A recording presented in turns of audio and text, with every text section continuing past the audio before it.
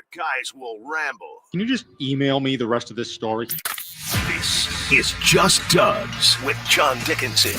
Dickinson's an underrated talent, 100%. On KNBR 104.5 and 6.8. Streaming live at knbr.com and on the KNBR app.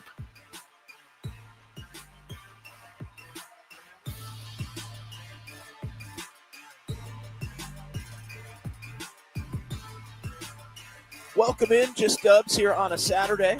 John Dickinson with you for the next hour. 808 KNBR, 415-808-5627. What a week for the Golden State Warriors. My goodness, it looked like the sky was completely falling in Oklahoma City on Tuesday night. You had players calling out other players after the game. What would the Warriors do? They're going to play San Antonio for a couple of games. Nobody had been hotter than the Spurs and Victor Wembanyama, other than maybe the Thunder team that drubbed the Warriors on Tuesday night. But with everything seemingly working against them and of their own doing, Stephen Curry steps up for consecutive games and goes for 46 and 49, respectively, and helps lead the Warriors to a couple of massive, massive wins in San Antonio as the road trip rolls on for Golden State. They're now 2-1 in the trip, and they've still got New Orleans and Orlando and Miami to come on this road trip.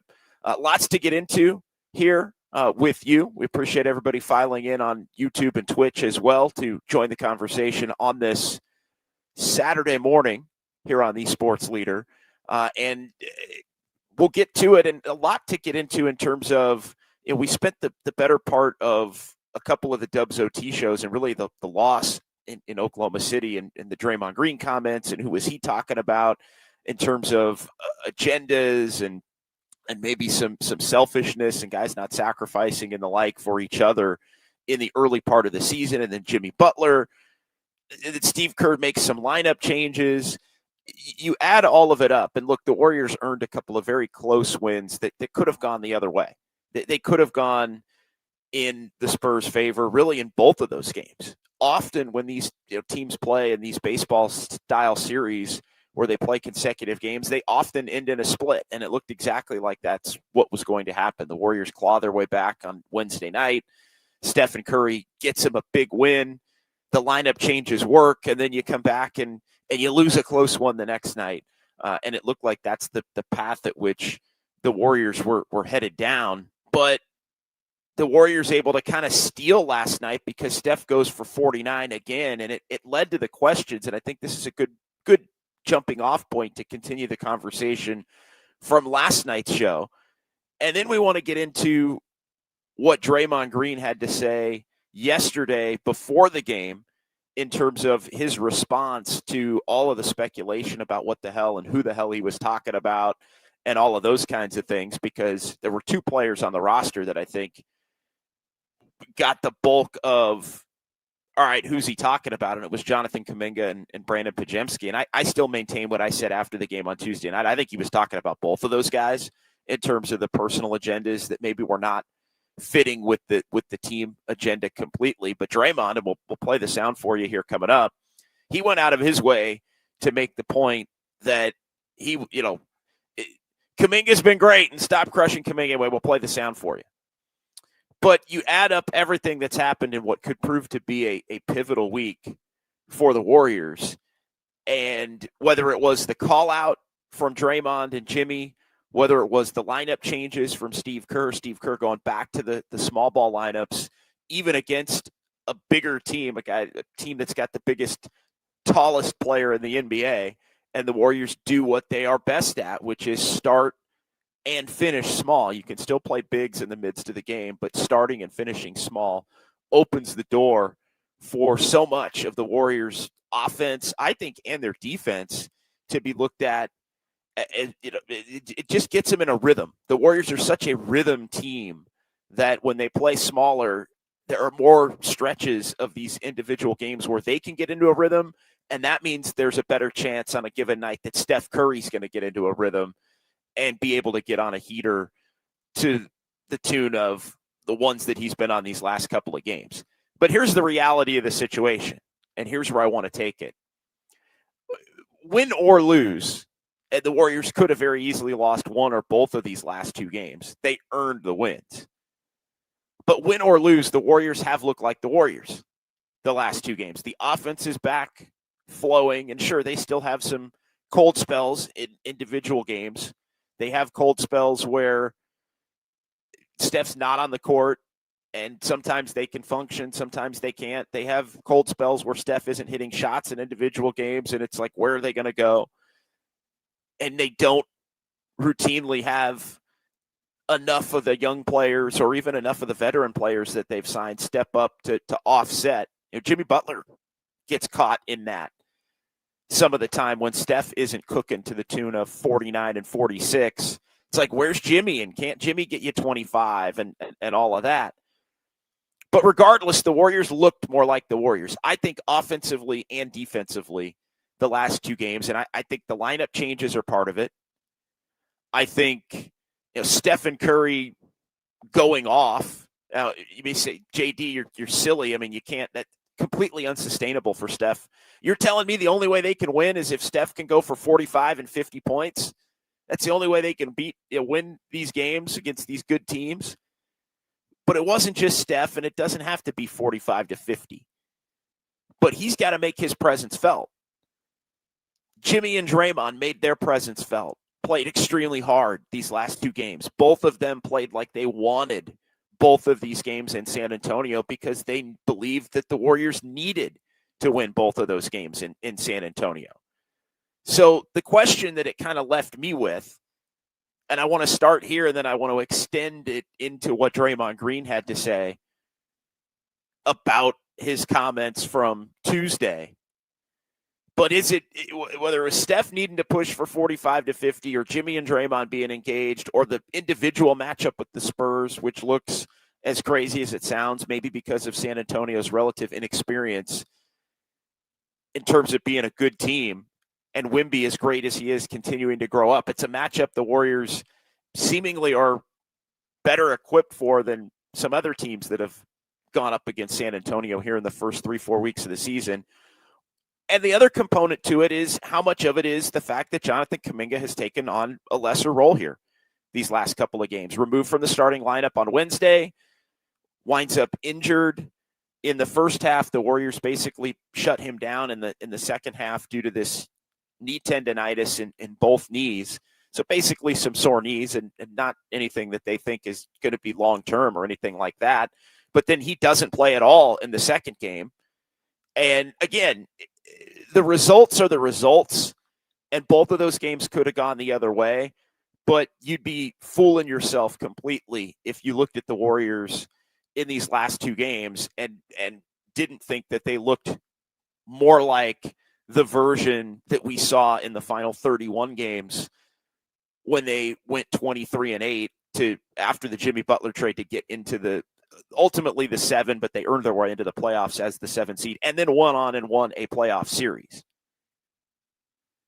So how much of it is Curry's got to do too much, Draymond and Jimmy have got to do too much, and then the Spurs matchup versus, what do they do with Jonathan Kuminga? Because here's the reality. He's going to be on this team for another 2 months. And he is still someone that should be playing some minutes on this team that vary on a night in, night out basis, depending upon matchup, depending upon how he's playing, all of those things. I'm going to stop short of saying the Warriors need Jonathan Kuminga to reach the level that they want to get to in terms of being a contender. And look, the rest of this season is, can the Warriors work themselves into a position where you believe they're actually contenders? Does the last two games do that for you? Or is it still just too much that had to go right and Steph had to be too great and everything kind of had to fall into place and all of those things? But Kuminga's going to be on the team for the next 2 months at a minimum, maybe beyond that. And the Warriors are going to have to figure out how to carve out a role to where he can be effective with this team that has Moses Moody and Will Richard in the starting lineup, that has Brandon Pajemski regularly in the closing lineup. D'Anthony Melton's on the way. at some point, he's going to get factored into that mix. All that's going to mean is there are going to be fewer opportunities for those starting and closing minutes.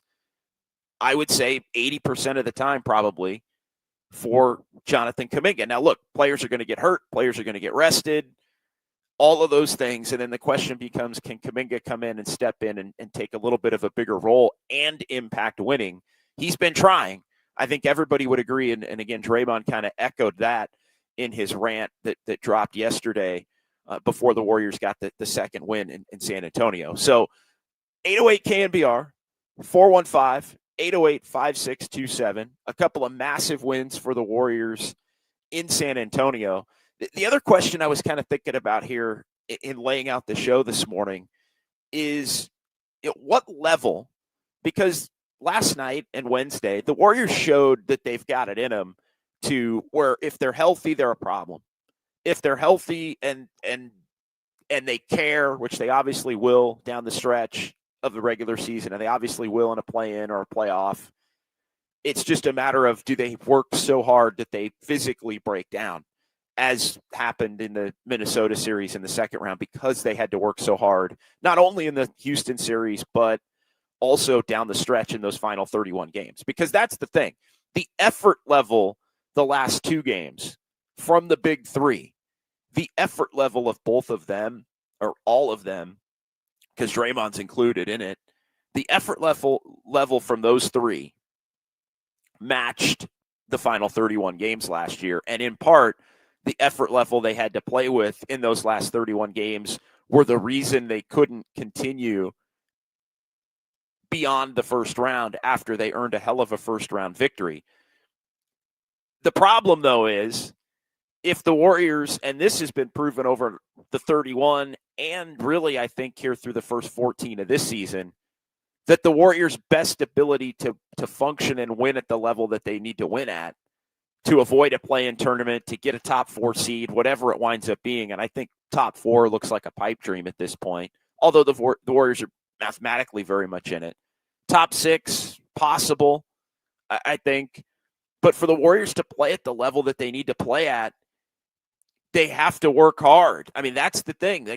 That's the other way in which the last two games looked like the games last year, is just how much energy and care just to win regular season games. Just to win regular season games. And we saw it in the home game against Denver. We saw it in the home game against the Clippers. This team just still is not good enough to cruise. They're not good enough to coast. I don't think Steph has to score 45 every night for them to win. I don't think Jimmy has to score 25 every night for them to win and have 8 rebounds and 8 assists. I don't think Draymond has to be all-world defensively going up against maybe the most difficult individual matchup in the NBA currently with Victor Wembanyama and the way he's been playing. Like, I don't think all of those, I don't think they have to play at that level, but their give-a-bleep level has to be at that level. Their engagement level has to be at that level. And if it can't be, then you're probably not going to win enough games to get to a point, or you're going to have to work too hard down the stretch just to get in to where it's a similar theme toward what happened last year, where this team breaks down. But make no mistake, the Warriors showed last night and showed on Wednesday and showed against Denver and have shown in a couple other of their 8 wins that they very much are a team that if they have all their guys and their guys care, they're a problem. They can lock in and they can beat anybody really, I think, in the NBA. We got to see them play Oklahoma City again, because that was pretty ugly on Tuesday night.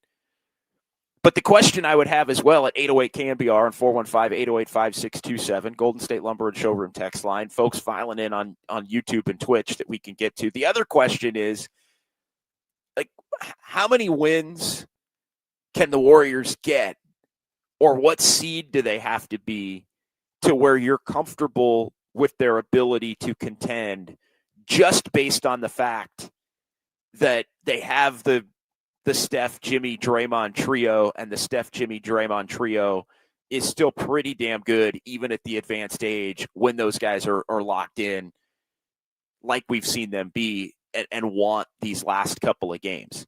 Like, what is the minimum the Warriors can do in the regular season? Is it the 6 seed? Is it the 4 seed? Is it 50 wins? Is it 45 wins? Is it JD? It doesn't matter. They could be the 10 seed, win a couple play-in games, get in as the 8 seed, and they could beat anybody. Although I don't think you're doing that if you're playing in Oklahoma City in the first round of the playoffs. And it for all intents and purposes, it's probably going to be in Oklahoma City in the first round of the playoffs. They look otherworldly themselves, shorthanded and dealing with some injuries as they look to defend their title. So 808 KNBR, 415-808-5627. A bunch of different questions on the board here to begin Just Dubs on this Saturday morning. We'll get to some calls. We'll get to some texts. We'll get into the YouTube chat coming up here next. We'll also hear Draymond Green's response to what he had said about just where the Warriors were at and everybody's reaction. Everything's the reaction to the reaction. So it was Draymond Green's reaction to the reaction of his reaction, basically. But we'll play that for you coming up next. We'll get into it in more depth here on Just Dubs. Warriors get a couple of wins. We'll also look ahead at what's still ahead for this road trip in New Orleans and Orlando and Miami. So Warriors get a couple of massive wins in San Antonio, 109-108 last night, and we're talking about it right here. It's Just Dubs with JD on a Saturday. Quick timeout. We'll come back on the Sports Leader.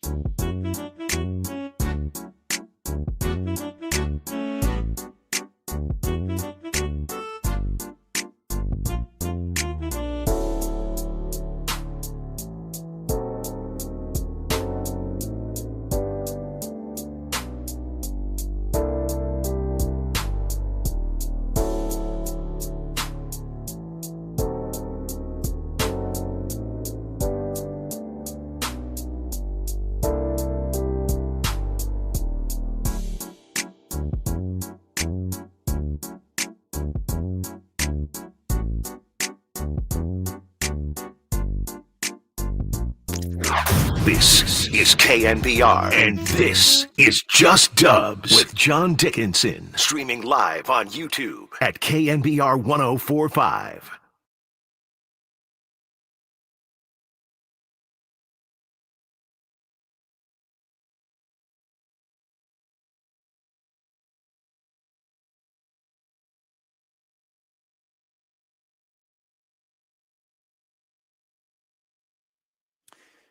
That from Wednesday night, although a little prophetic as it related to last night, because the Spurs did get a little tight. You hear Bob Fitzgerald, Kalena Azubuike on NBC Sports Bay Area there with the call. Kevin Harlan and Brent Barry on Amazon Prime last night. I thought it was a good broadcast, honestly, the Amazon Prime telecast last night. I was locked in. And spirited Dubs OT show last night as well. We're back here. It's JD, John Dickinson. It's Just Dubs here on a Saturday morning on the Sports Leader, 808 KNBR. But yeah, Steph got hot for the lead, and the Spurs went cold and took some bad shots down the stretch. I think both of those things happened in both of these games, and you saw the difference between an experienced team down the stretch and a team that has a bunch of players with the highest level of experience be able to execute and just find a way and take advantage of a team, I think, more to the point, that took some bad shots and was a little unsure where they wanted to go, even though they had Victor Wembanyama, who's been, I don't know, top 2 player in the NBA here in the first month of the season. But young teams that are trying to go from bad to good, and we forget, because San Antonio, the rise of Wemby here this first month of the season has been so tremendous. Like, the Spurs have not been a good team for a while. And so they're trying to learn with this group how to close games, how to beat good teams, how to beat experienced teams. And so I think some growing pains for them against the Warriors that honestly, from their standpoint, probably will only help them in the future as they go through their own 82-game grind and potential to be a playoff team for this year, and really figure out how they're going to level up and try to become contenders over the course of the next couple of years themselves. But a lot of the things that happened Wednesday, as we played a clip from Wednesday, happened in that game last night down the stretch. It's why the Warriors were able to steal 2, 109-108 last night. Let's get back into the conversation about just the vibe of the Warriors team. That was they were. The good, the bad, and the ugly was all on full display for the Warriors here coming into this week.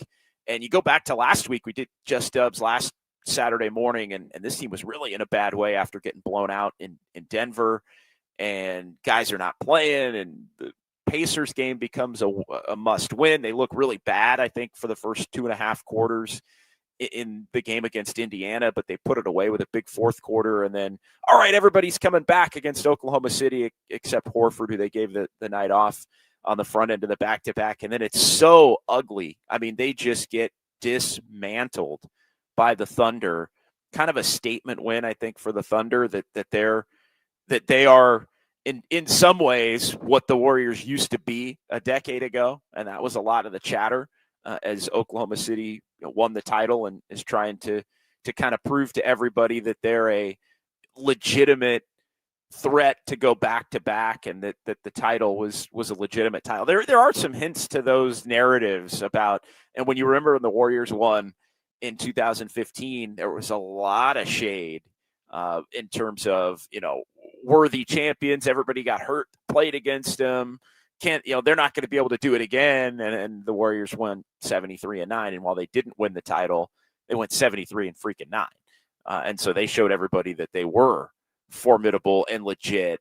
And in many ways in the regular season, the next year backed up the title that they won the year before, and then obviously came up short against Cleveland. We all know the story there, and then get Kevin Durant, go on and win more titles. So they've backed up, I think, it's Steph in particular, the first one with the other 3 that he won after the fact, but there are some loose similarities, not in style of play, maybe defensively in style of play for OKC and the Warriors, but some of those narratives about OKC being a team to prove as they try to go back-to-back, I think is something that's very much there. Warriors get crushed in OKC. And so let's set it up this way. Let's hear again, and we played this on Dubs OT on Tuesday night, but let's hear again from Draymond after the game. And Draymond was asked by Anthony Slater of ESPN here, what was different about the 23-8 finish to last year, because this ties into the theme, I think, of the entire week for the Warriors. What ties in to what's different? This team's at that point 6-6. What's different about the beginning of this season and the way things are going versus last year and the 23-8? And then here is a couple of answers spliced together from Draymond postgame in OKC.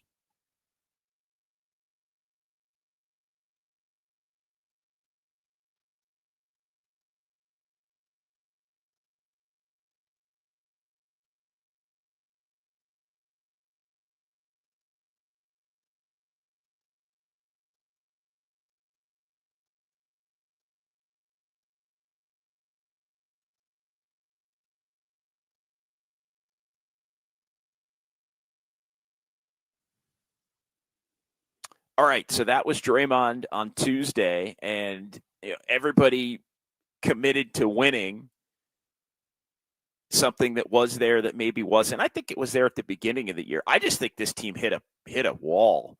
Like, they got through that game they got through the first week, and I was kind of wondering, like, how long would it take for the Warriors? Because, training camp and new energy, and they're feeling great about the way last year ended. How long would it take the Warriors to fall into, oh, this is the regular season, and there's still how many months to go before the playoffs? 5.5. How long before the Warriors slip into that ugly regular season mode that we've seen in extended stretches of each of the last 3 years since the Warriors won the championship in that 2021-22 season? I don't necessarily think it's commitment, but it's effort level. And I think that it goes back to the conversation about Steph and Jimmy and Draymond all being able to set that tone for everybody else to follow. So I think that part, and Draymond said everybody, and I know I think Draymond was talking about everybody. I don't think he was necessarily singling anybody or a couple of players out. I think at the broad range, it was, everybody's got to be kind of locked in. And I think it's an effort-based thing. I think he's also the kind of guy that would include himself in that. But, and you want to replay it one more time, Kyle? All right, let's replay it one more time. Let's hear one more. I think everybody was committed to winning and doing that any way possible. And right now, it doesn't feel that way. You don't want a team with no personal agendas, because a goal is an agenda, And so you got to have some type of personal agenda. But like I said, you got your personal agenda must fit into the confines of the team. So the last part there, the personal agenda is fitting in the confines of the team. I think that was directly or indirectly or whatever, and we talked about it on Tuesday night. That specifically, I think he was talking about Jonathan Kuminga, and I think he was talking about Brandon Podziemski. And when those comments are made, and then there's a lineup change the next night, and Podziemski, who had been starting half the time, but not starting half the time, and Kuminga, who had started every game, are both not in the starting lineup. And Will Richards moved into the starting lineup. Moses Moody, who, as we've talked about a ton, was going to be a starter no matter what, and at some point, and would have been had he not gotten hurt in training camp, back into the starting lineup as somebody that fits on a night in, night out basis with Steph, Jimmy, and Draymond. So I think, and he does say everybody committed to winning in the other part of the clip. I think there is, just to reiterate, I guess we had a technical issue to where the folks on the stream didn't get the feed of the cut. So we replayed it so everybody could hear it again. But I think the commitment to winning is something that is that's on the veterans, I think, as well, because, and it's not, it's more, I think that's the effort-based part that I mentioned. That's more bringing that intensity that we saw the Warriors play with these last couple of games, bringing that focus that's necessary. It's just the energy that it takes to be able to play the way that you have to play to beat any team in an 82 game campaign. And the other part too is, the Warriors, I say this all the time, the Warriors get up to play San Antonio.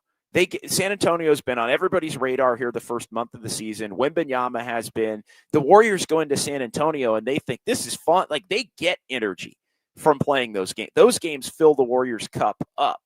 The Milwaukee without Giannis doesn't. And Indiana without Halliburton and half their roster doesn't. Like, those, Indiana at home on a Sunday night where everybody's watching football doesn't get them going until they're tied, late in the third quarter and look horrible for 2.5 quarters. And then they try to kick it in gear. And I think that's what we've seen is the Warriors try to kick it in gear in some of these games when they just haven't had it. And they've been unable to either finish the game or kick it in gear to take control of the game. So I think the effort-based focus is part of the conversation. But the personal agendas, I mean, it's Kuminga. It's Kuminga and it's Podziemski. It's Podziemski talking about taking the keys from Steph in a couple of years and wanting to be better than Steph and, being thinks he could be Shohei Ohtani as a baseball player. Like it's just ridiculous things that Podziemski says. And I think Podziemski's a good guy. I think he cares about winning. I think Jonathan Kuminga is a good guy. But you look at Podziemski and I think, he just says some things where you go, look, dude, you're like, don't say that. Don't say that kind of stuff. So I think he was part of it. And then Kuminga, personal agenda. I mean, it naturally, the contract situation is a personal agenda, which had to get worked out. And I just think with Kuminga, it's been him. And again, I've given him credit for this. The first 5-6 games of the season, he really has tried to move the basketball, make the right pass, rebound, defend, all of those things. He's trying to do it. I also think in a lot of these games, and I'm going to bring it back to the vets a little bit, in a lot of these games, the vets, as they go through that slog, as they go through that lack of energy, I think they've almost tried to defer to Kuminga as, look, dude, you want to get it? Hey, we're going to give you the rock. We don't have it tonight. We don't have the energy. JK, here's the ball. Like, look to do some stuff. And I think Kuminga at times, as that started to happen, I think Kuminga almost, no, I'm not supposed to be doing that. I'm not supposed to, I need to be staying in the confines. And so I think like I'm supposed to be playing less, selfishly, if you will. And I don't necessarily mean selfish in a bad way in this context, but because I think they know Kuminga wants to do more in different ways. And on the nights in which they don't have it, they kind of give it to him and want him to go do it. And I think he's not as willing to do it because he knows that his ability to be able to see playing time is trying to play more in the and I think that's led to some of the disconnect as the season has gone on. He also not shooting the basketball as well as he was. Anyway, all of that being said, I think it's fair without being a jerk about it to say he was pretty clearly talking about Jonathan Kuminga and Brandon Podziemski in the call out. And then Jonathan Kuminga and Brandon Podziemski are not in the starting lineup the next game. And then the Warriors play better with a limited Jonathan Kuminga in the game on Wednesday night at San Antonio. Podziemski just has to get out of his own head and just play. And as Steve Kerr has said, quit worrying about being great because you're not great right now. Maybe eventually you will be great, but you're not a great player right now. So just focus on being a good player. Focus on being a solid player. Focus on being an adequate winning player, which Podziemski has been able to do with Steph, Draymond, Jimmy, and Moody It was their best lineup last year, and you've seen the shift to those guys playing more together. Maybe not starting right now, but you've seen the shift to Steph, Podziemski, Moody, Jimmy, Draymond, that core lineup being a finishing lineup for the most part here these last couple of games as well. And when Podziemski quits worrying about trying to be great and just is solid, then he can function and be a winning player. So, that type of silliness. But so when you make the lineup changes after the comments are made, naturally people are going to think you're talking about those two players. Well, Draymond responded. So let's get to Draymond here. Draymond Green show, this dropped yesterday, and then he's reacting to the reaction of his reaction post-game at Oklahoma City, and then we're going to react to the reaction coming off of this. But here's Draymond on the Draymond Green show from Friday. He came out and played his best game of the year last night. That's what I saw. I saw that Kuminga was already struggling with knee tendonitis before the game, and Rick Celebrini was watching him warm up to see if he was going to play last night, and he ended up not playing because he wasn't really feeling it. But, of course, people are going to create drama and say Kuminga didn't come out after halftime because he was mad he didn't play. But unfortunately, guys, I lived this thing. So I know a few more things that y'all don't know. And I know JK was questionable because his knees were sore before OKC. Voila. Oh, my God. It's not what y'all thought it was. Unbelievable. Look at that. How about this? JK's been one of the most bought-in guys on the team all year. How about that? Oh, my God. He's not the ass and baby that y'all try to make him out to be and think he's always complaining. How about that? All right, some good stuff there from Draymond. I don't disagree with any of it, and we talked about it. The knee tendonitis thing did go back to pre-Oklahoma City.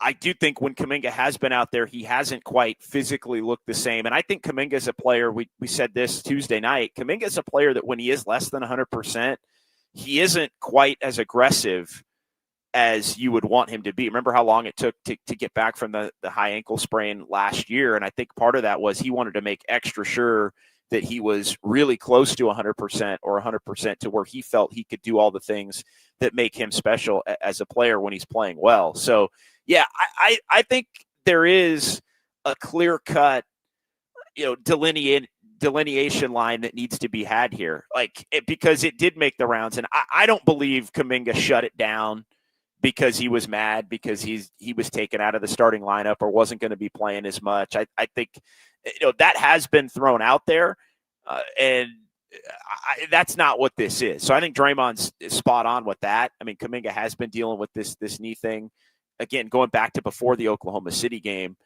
And as far as one of the most bought-in guys all year, we've discussed that on Dubs OT a ton. He has, and he's played like it.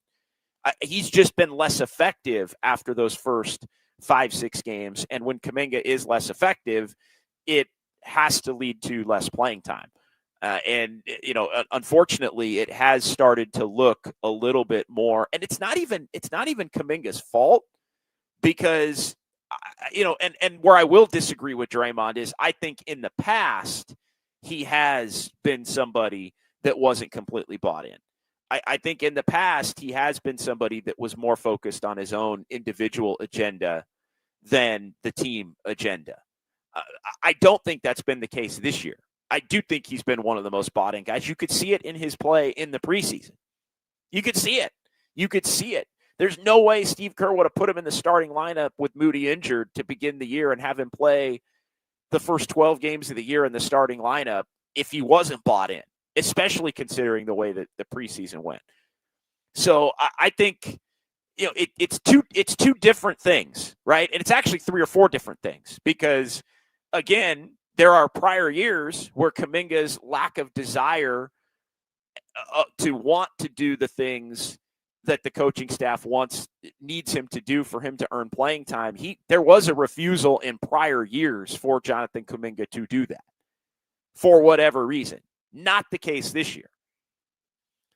he did pout and brood, and his agent would be leaking stuff about how unhappy he was. Like, those things did happen in prior years. They have not happened to this point this year with him ultimately signing the contract and coming in training camp. So I think there's a lot of little different things that almost get mixed together at different points. And so I think you have to parse through it and separate it. The reality, though, is he can be bought in and still not be effective. And I think that's what this thing has become. He can be bought in and still not capable over an 82-game season to consistently play at a level that continues to garner him 25 to 30 minutes a game. And so that leads to, all right, well, what do you do with Jonathan Kuminga when he is healthy enough to play, whether that's tomorrow against the Pelicans? And look, tomorrow on paper against the Pelicans is a game where you'd like to be able to lean on Jonathan Kuminga a little bit more, to where your veteran players have to play and have to be tone setters, but don't have to go for 45 in Steph's case, or 25, 8, and 8 in Jimmy's case, or have a monster defensive game like Draymond did the last two. Like, you want to be able to not coast, but just get a nice win where your stars don't have to completely tax themselves to beat the New Orleans Pelicans in the middle of a road trip. And Kuminga, if healthy, could go a long way toward helping you win that kind of a game. The problem is you just can't have an on and off switch. It can't just be, and I think at times this has been a problem, it can't just be, well, the vets aren't feeling it. JK, go get 30. JK, go get 20. Like, it doesn't work that way. And so he can be bought in. He can have a good attitude. He can make some maturity adjustments, which I think he has from the first 4 years of his career to this year, and still not be effective enough. Still not be capable of consistently being in the right spot defensively, and consistently having the rebounding motor going, and consistently make the right play or the right pass without turning the basketball over 5 times in 20, 25 minutes. Like, those are all things that can be equally true. And if he can't do those things, then he's going to have to take on a lesser role. And I don't think that's a bad thing for the team. And I actually don't think it's a bad thing for him, considering the fact that he is still bought in and can still help this team, but maybe help this team in a little bit of a different way. Because alleviating him from being a focal point, and this is just reality, but less Kuminga led to a better flow for everybody. And so all that means here moving forward, with 2 months to go until the Warriors can trade him on January 15, all that means is when Kuminga comes back, the Warriors have to figure out a way between now and the point where maybe they trade him, maybe they don't, he can fit into a different role. What does that role look like? We'll get into that coming up next. And what do the Warriors still need here between now and the end of the season to get back to contender status? 808 KNBR, 415-808-5627. We'll come back and we'll wrap things up here on a Saturday. It's Just Dubs with JD on the Sports Leader.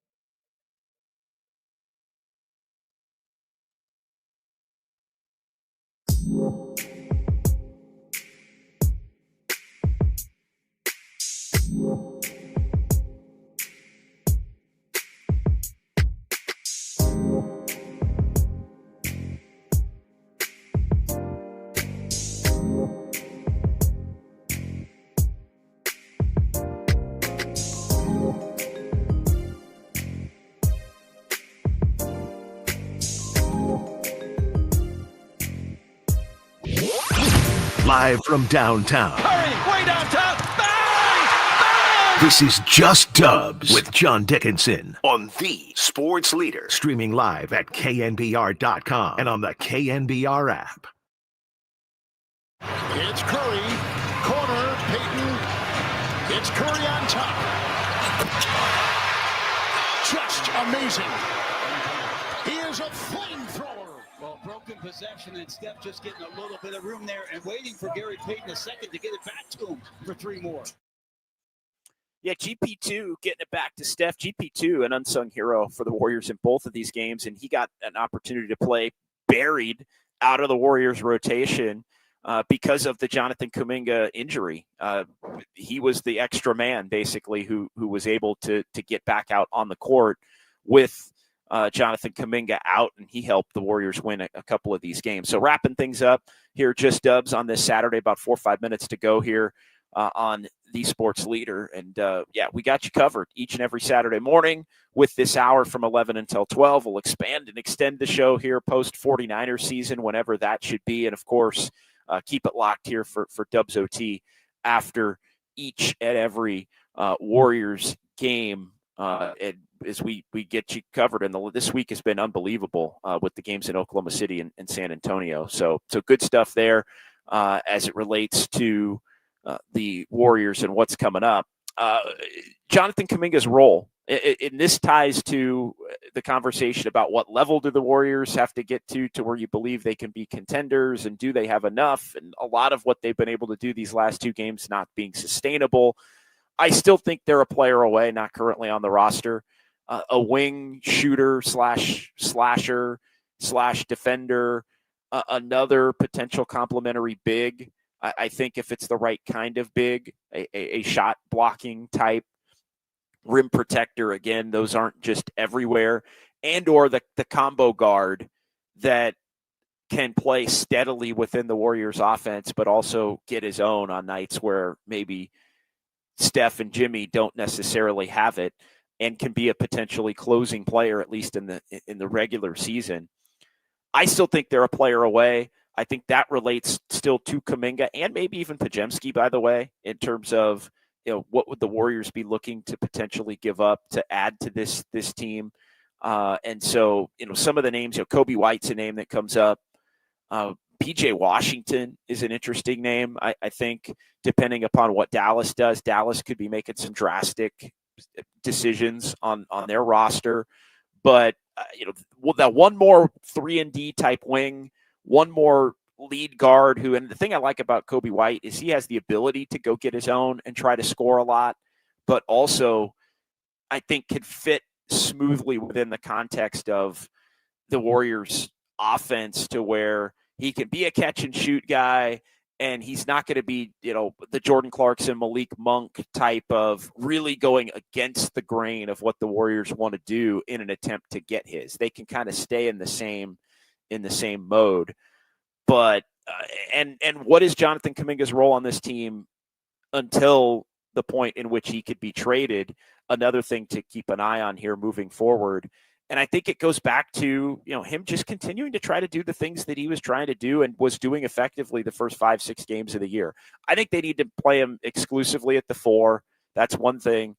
I think they need to try to get him in that dunker spot. They need to continue to have him commit to rebounding and flying around and trying to get in transition and scoring that way because in the half court, he just turns it over too much. So I think those are the kinds of things. Try to get his offense off of the rest of what the Warriors do. And so I think there is a pathway. And then the minutes are probably going to be more in the 20 to 25 as opposed to the 25 or 30 plus. But I think we've seen enough games where Kuminga has been able to fit into that to where short term, I think everything can stay harmonious and he can still continue to do it. All right, that's going to do it. Big thanks to Kyle Haar. Big thanks to Danny Dunn as well for stepping up and stepping in. We'll be back coming up next Saturday from 11 until noon here on the Sports Leader. And make sure you're listening to Just Dubs after each Warrior game here on the Sports Leader as well. Not going to be on the radio side tomorrow. We are talking about doing a stream only tomorrow because of the 49er game and the earlier afternoon, late afternoon start for the Warriors against the Pelicans. So stay tuned. Look for that. We'll keep you posted. Talk to you then right here. Just Dubs, JD, the Sports Leader.